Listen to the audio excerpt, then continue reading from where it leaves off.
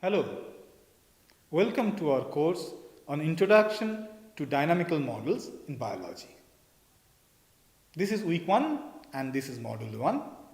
Here we will have general discussions on modeling in biology, specifically dynamical models in biology. As a biology student, you must be aware that once upon a time, biology used to be just like stargazing. You can look at a star, you can observe its motion, but you cannot actually change its position and do experiment on a star. Biology used to be like that once upon a time. You can observe a bird, you can observe a flower, you can measure the size of a lizard tail, you can note them down, but you cannot actually change, manipulate that biological form, life form. But biology has graduated from that observation-based science, and now we can actually decide what type of experiment we will do based on our hypothesis. Based on our requirement, we do interfere with the system. You inject a drug in an animal and then study how its blood pressure is changing. If required, we genetically modify a bacteria, introduce a new gene in that to see what will be the effect of that gene on the bacterial metabolism or bacterial survival. You create a whole new organism, a transgenic mouse, to do your study to understand the effect of a gene on a physiology or development of mouse. These are very common. And we have graduated from the days of measuring tail length and the color of flower. Now we have a diverse type of data. You have genomic data, sequences of genes, mRNA sequence, genomic sequence, sequences of microRNAs. You have large amount of proteomic data which tells about which protein is expressed in how much amount in different types of cells in human body. We have data on structure of proteins. We have network maps showing interaction between different molecules. So we have huge amount of data now in hand. And every day, thousands of scientists are generating different forms of data in different biological systems. This observation is key in understanding how life works. And that's how we have made progress, tremendous progress rather, in understanding living systems. But sometimes these data also, or observations, or experimental observation rather, has some limitations. And that's where the mathematical models come into play. For example, suppose you have treated some cells with a drug and you are doing a dose-dependent experiment. You are treating your cells with different doses of the drug. You observe that a particular phenomena happen only when you are using a higher amount of the drug. So through experiment, you have seen the phenomena. You may measure change in certain molecules as you are treating the drug, cells with the drug, and you may have seen that that also has a dose-dependent behavior. Now the question comes, then why do I have a dose-dependent behavior? Your experimental observation many a time may not give you a clear clue.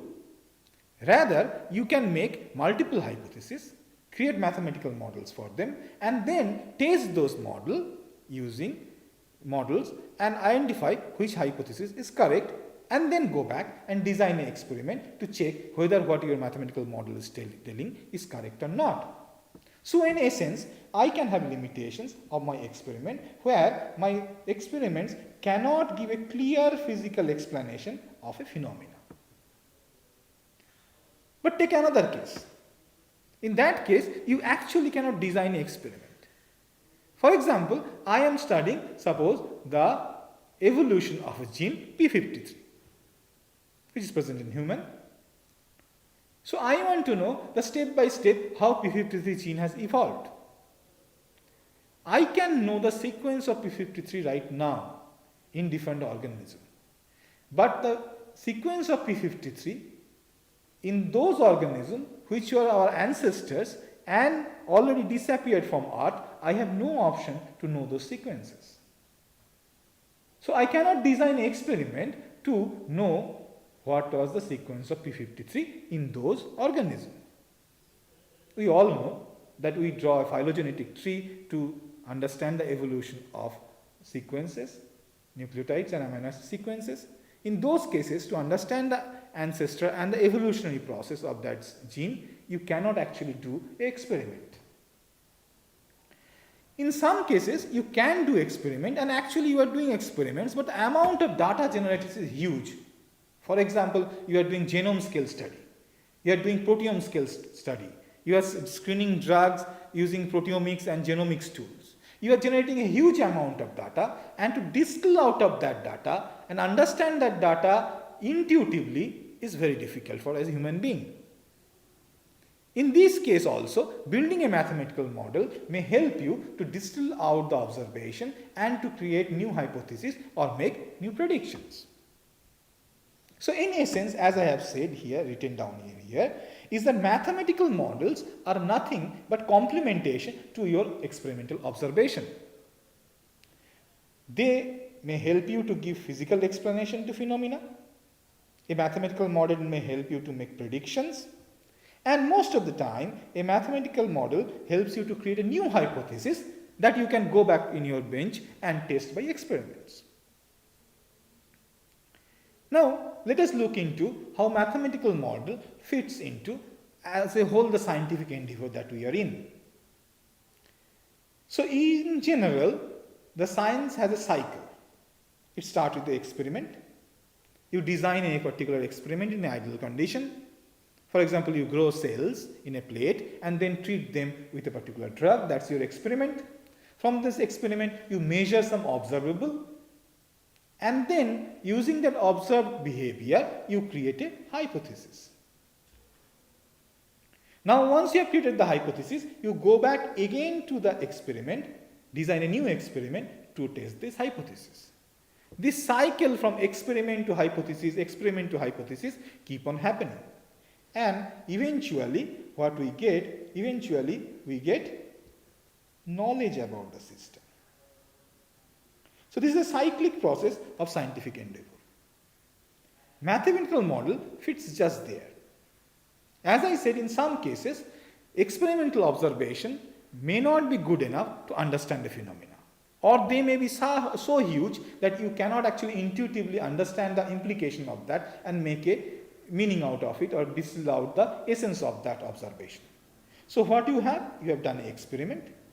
Based on the observation and the physical principles that involved, you understand, you create a mathematical model. That mathematical model helps you to make new hypotheses, and from this hypothesis, again you go back to your experiments. So this cycle goes on with experiment, mathematical model, hypothesis building, and again experiments, and in this way we develop new knowledge. So essentially what I want to say is that mathematical models are actually complement to your experiment.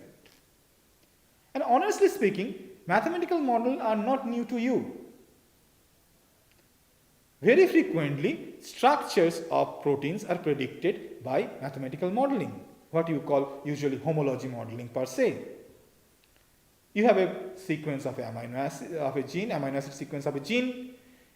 You want to know what type of function it may have, what type of molecule is it, what type of biological function it is related to. As we know, function of a protein depends upon structure. So what you do, you try to understand the structure of the protein.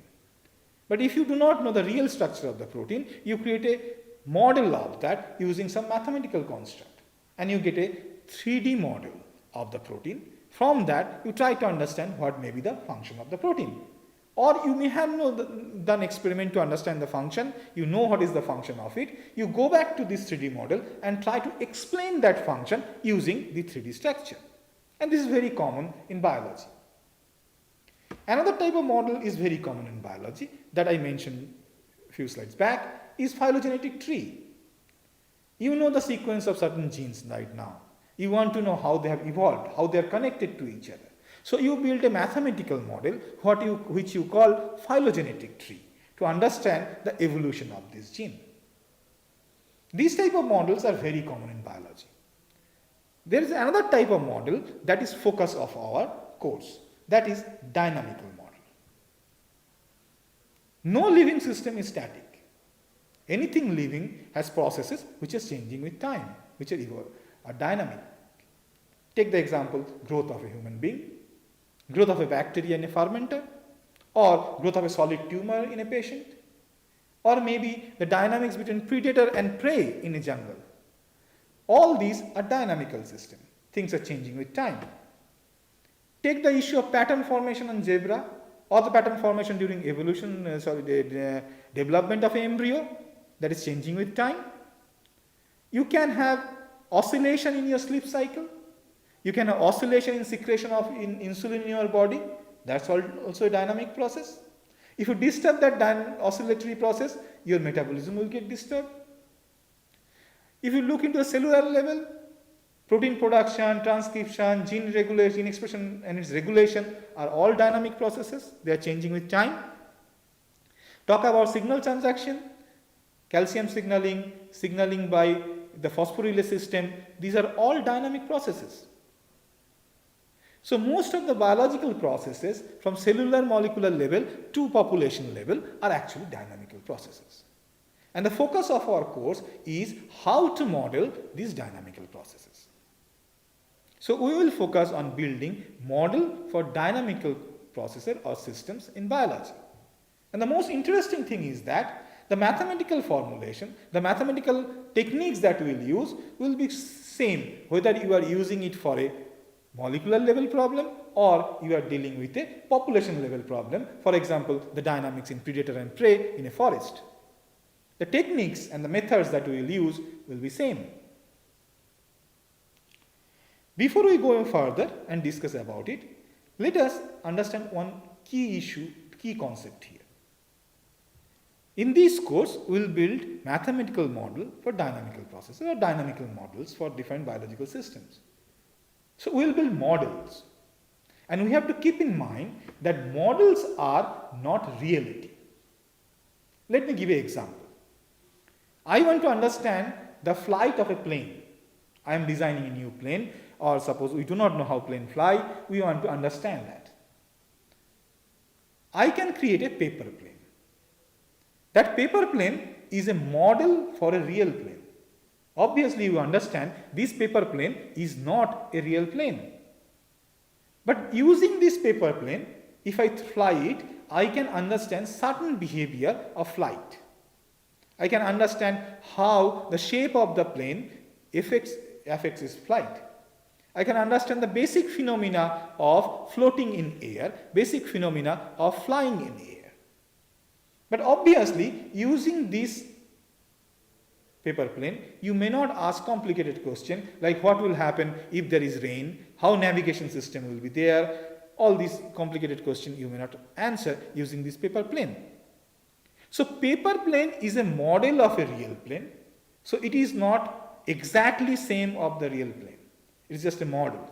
It is not reality. And paper plane can help you to understand only certain unknown thing. It cannot tell you or cannot answer you all question about flight of a plane, real plane. So all models are like that. All mathematical models, whether for a dynamic system or not, that we will build are actually a replica, not an exact replica, or a reduced replica of a real phenomena that you are dealing with, and it can only answer only few questions, certain specific question that we can ask. That we have to keep in mind when we are building models. Now the next question comes, then what is mathematical models? Mathematical models are actually nothing but a set of mathematical construct. By mathematical construct I mean it may be a set of equations. For example, in the course you will learn how to write ordinary differential equations, set of ordinary differential equations which will create our model. So a model, mathematical model is nothing but a set of mathematical construct which can be equations, relations like that. And these equations or relational or mathematical constructs are based on certain physical principles that we believe are playing behind the phenomena that I am studying and based on my observation which are coming from the experiments. So based on your observation and the physical processes, the physical laws that we know for nature, we build certain mathematical equations and relationship. That is our mathematical model. So suppose you want to model the dynamics of P53 in a cell. When you apply a ionizing radiation on cell, there will be DNA damage and the cell will produce p53. It will increase the amount of active p53. And it has been observed that the concentration of p53 oscillates with time. So I want to understand this behavior. So I will write down certain equations representing this oscillation, and those equations will be based on my observation for p53 oscillation of p53 and the physical phenomena processes that is going behind this oscillation as I understand. As a whole, I will write down some equations or mathematical construct. This is my model. Now I will ask these questions to this model. That means I will analyze this model, or sometimes I will simulate. I will use a computer to simulate the behavior of this model using those equations. So that will be simulation. So this analysis or simulation of the mathematical model will give answer to my questions. So mathematical modeling, for example, dynamical modeling in biology will have two parts. First part will be to write a right model, write a correct sets of equations or mathematical construct as we believe will represent the process. And then you analyze them using different techniques. Some will be using symbolic math, using paper and pen. Sometimes you will use computer to simulate and analyze that model. And that will give you answer to your question. That will make prediction what will happen if you do a particular experiment. That will help you to create new hypothesis which you can go back and check by experiments. So if I jot down, mathematical models, as I have said, is very common in biology. They come in different forms. And we have to remember the mathematical models are actually complementary to experimental observation. They come in hand. And as I have shown, from observation of experiments, you create a mathematical model that helps you to create a hypothesis. Again, you go back to experiment. Using this cycle, we get knowledge. And mathematics in our course of modeling will focus on dynamical systems, and or rather will create mathematical model to understand the dynamics of different processes. And as I have said, models are nothing but a set of mathematical relations, equations. We analyze them to understand the behavior of the system, the phenomena. We analyze them or simulate them to understand what will happen if we do a particular type of experiment, that is prediction. Using this model, by analyzing this model, we try to generate some new hypothesis which we can go back and check by experiments. This is the theme of the whole course. Initially, we will try to learn the basics of building mathematical models, how to write down those equations. Then we will learn how to analyze them. And then step by step, we will try to build different aspects of mathematical modeling for dynamical systems in biology. Thank you for listening. See you in the next module.